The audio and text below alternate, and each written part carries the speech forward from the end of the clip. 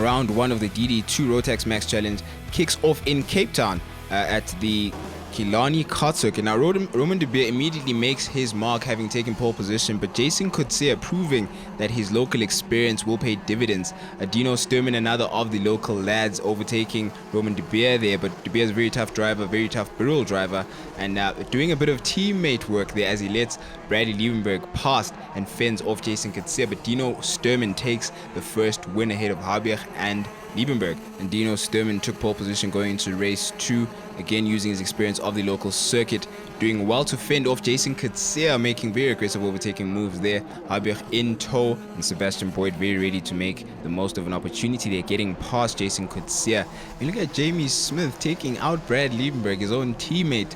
Someone who couldn't be happy about that, as Benjamin Habiach lost the lead there to Sebastian Boyd. Must have oversteered, I think. It looked like he was sliding there, but he got his own back over Jonathan Thomas. Sebastian Boyd still in the lead. Benjamin Habiach trying to correct some of the mistakes there and make up for the lost time. Dino Sturman doing well to get ahead of Jonathan Thomas, but ultimately Benjamin Habiach very smooth overtaking ahead of Boyd with Dino Sturman in tow, but Habiach takes the win, securing it for race 2. Roman de Beer ahead of Habiach there, going in for race 3 and pole position. Jason Kutsia also among them. I see a Jonathan Thomas also featuring his name, but de Beer very quickly lost out to Habiach, taking the lead very quickly. Sebastian Boyd fending off Kutsia, and as de Beer goes straight into Benjamin Habiach's rear wheel, losing out there. De Beer stays on the track, but it looks like Habiach lost out big time. Dino Sturman now taking the reins for the 20 kart, and he goes side by side with Roman de Beer. Then Roman de Beer against Kutsia, losing out.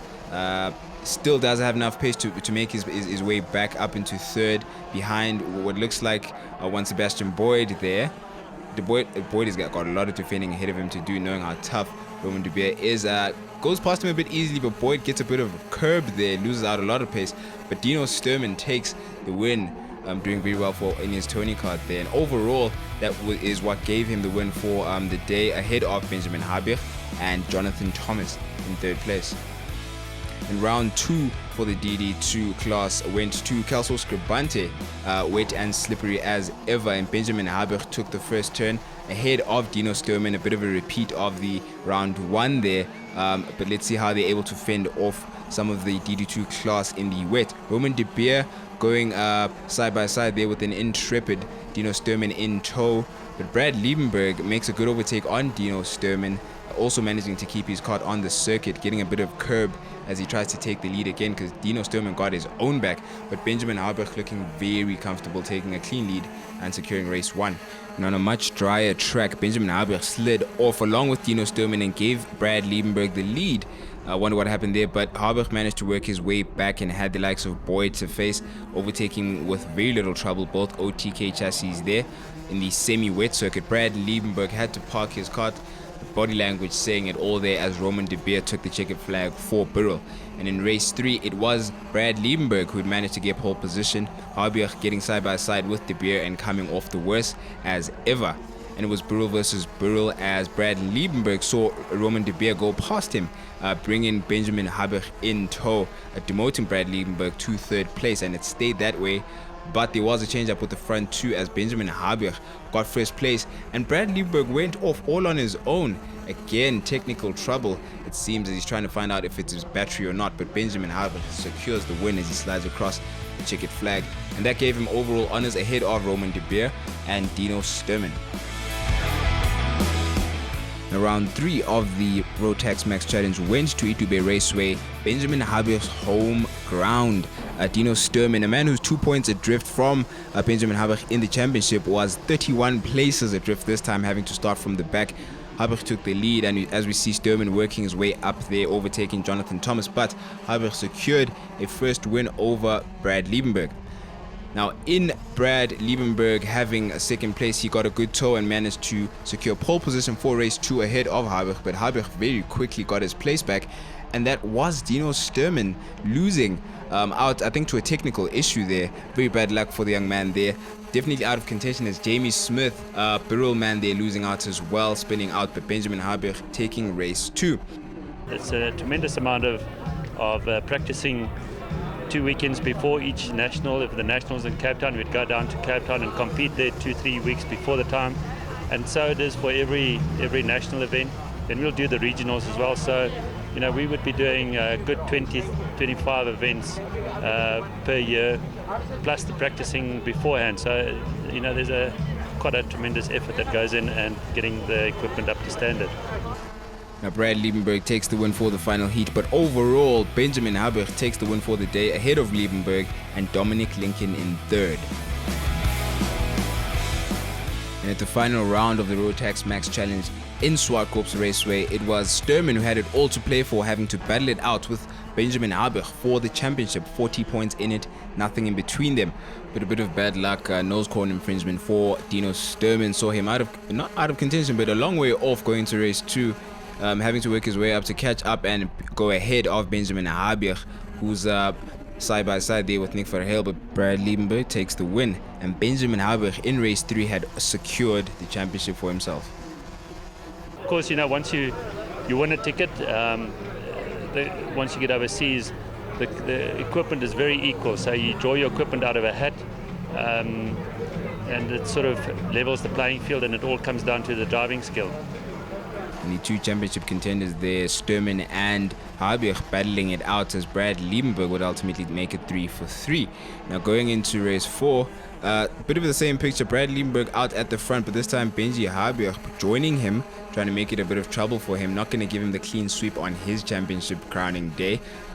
Nice overtaking moves there, especially running up the hill. A lot of pace on Benjamin Haber's part, but Brad Liebenberg had all pace to answer back to him. Now Dino Sturman did feature and was not far off, and when he got entangled with Benjamin Haber came off the worst and actually lost out to Sturman there, and Brad Liebenberg got himself a 4 out of 4 win, but also secured himself the overall win for the day, and Brandon Smith was in second, surprise there, and Dino Sturman in third for the day.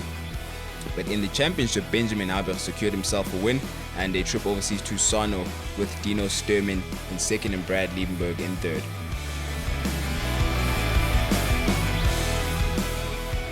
Round 1 for the Masters of the Rotax Max Challenge in South Africa started off in Killarney, where Michael Steven had to show his experience and beat the likes of Jonathan Peterson, and that he did going into turn 1. Bit of card control there having to come on the part of Jonathan Peterson, but here he's working his way past the likes of Connor Hughes, a name who featured very much in this race. Peterson had the pace to keep up with Michael Steven, going side by side with him into the spaghetti, but Steven had the advantage, taking the inside line, and ultimately the race 1 win ahead of Peterson. Peterson managed a pole position going into race 2, and Michael Steven lost out, having gone wide going to turn 1. And there would be a bit of contact between Marco Vega and Connor Hughes going over him there, but his car managing to stay on the track. Michael Steven works his way back up to catch up to Peterson, and side by side between the two veterans there, Michael Steven coming off the better and securing the win for the second race. We catch up with 2002 Grand Final winner Mark Crenier. In the preparation, I think it's extremely important in the preparation leading up to the event. You literally are scratching for the 0.5, 0.6 seconds, and you know that everybody's got the same equipment. So it really does make the difference if you can, lap after lap, make sure that you put in the exact time. So you know, even if they've got the same sort of pace as you, if you can do it lap after lap after lap, there's always 0.1 or 0.2 in it. And I think that's really the difference when you're racing something that are exactly the same. You need to be better than your next guy by putting in the effort. Peters are having to retire after an incident with Michael Steven, who ultimately made his way past Connor Hughes for the win. And overall, Michael Steven takes the honors ahead of Connor Hughes and Ernst Viljoen in third place. Round 2 at the Kelsko Scribante kart circuit. Wet as ever, we're going to be challenging for the Masters, and Michael Steven took turn 1 just ahead of Brett Brito there, who's going to put his elbows out trying to stay side by side with Jonathan Peterson rather. Michael Steven opening a respectable gap already on his home circuit. Let's get some more insight from 2002 champion Mark Crenier. You used to do exactly the same thing you have been doing for the last 20 laps, and when you start thinking about that, that's when the mistakes creep in. So you really got to stay focused and make sure you take one corner at a time, focusing on getting it absolutely perfect, right the way through to the end. And I think that's what really makes the art of this type of racing, is that you pick corner for corner, making sure that you get every single corner right to be able to put a lap together. And that's really what you focus on. And in something unheard of, Pieterse takes a win at Michael Stevens' home circuit. Michael congratulating him there. And Brett Brito took the lead side by side with Michael Steven, very close together there. But Brett Brito would then come together with Jonathan Pieterse. Spinning out Brett Brito didn't come off too bad.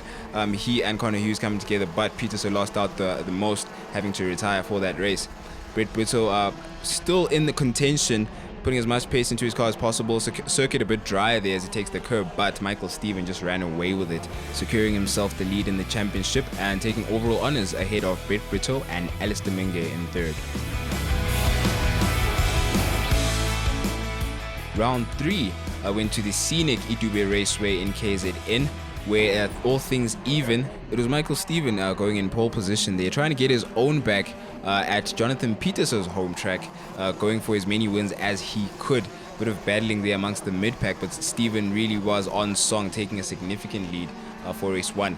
And in race 2, with Pieterse right behind him, trying to stymie his progress and his pace there and correcting some of his mistakes, we see the likes of Brett Brito also featuring, but Steven just unstoppable in a class of his own as ever.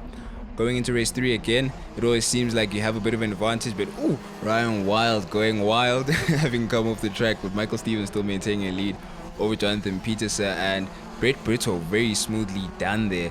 Michael Steven still setting the pace there while the mid-pack battles it out for position. Well done again to the man from PE.